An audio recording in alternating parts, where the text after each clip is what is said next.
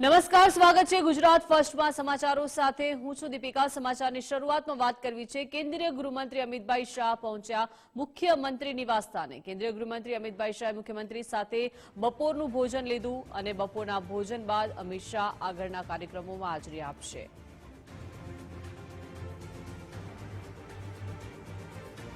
કેન્દ્રીય ગૃહમંત્રી અમિતભાઈ શાહ મુખ્યમંત્રીના નિવાસસ્થાને પહોંચ્યા અને ત્યાં બપોરના ભોજન મુખ્યમંત્રીના નિવાસસ્થાને કર્યું છે। અમિતભાઈ શાહે મુખ્યમંત્રી સાથે બપોરનું ભોજન લીધું છે અને હવે પછીના તેમના આગળના કાર્યક્રમોમાં તેઓ હાજરી આપવાના છે। મહત્વનું છે કે કેન્દ્રીય ગૃહમંત્રી અમિતભાઈ શાહ ગુજરાતના પ્રવાસે છે।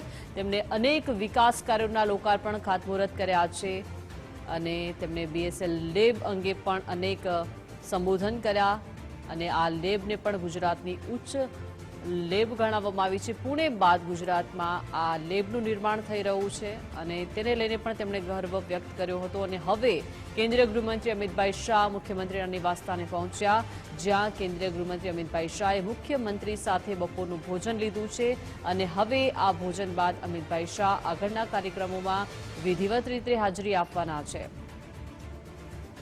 મહત્વનું છે કે અમિતભાઈ શાહ ગુજરાતના પ્રવાસે છે। વધુ માહિતી સાથે સંવાદદાતા નિકુંજ જોડાઈ ગયા છે। જી નિકુંજ।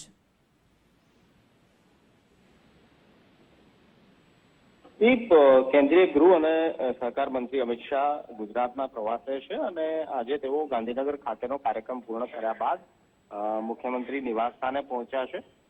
બપોરનું ભોજન મુખ્યમંત્રી ભૂપેન્દ્ર પટેલના નિવાસસ્થાને આજે અમિત શાહ કરશે તે પ્રકારની જાણકારી મળી રહી છે અને બપોરના ભોજન બાદ અમિત શાહ આગળના કાર્યક્રમની અંદર અમદાવાદના કાર્યક્રમમાં તેઓ ઉપસ્થિત થશે।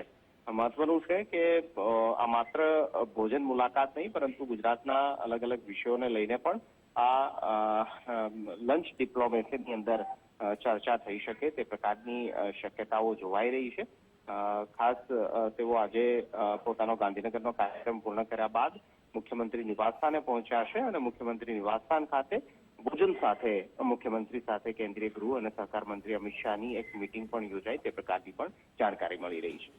જી બિલકુલ, આભાર વિગત સાથે જોડાયા તે બદલ।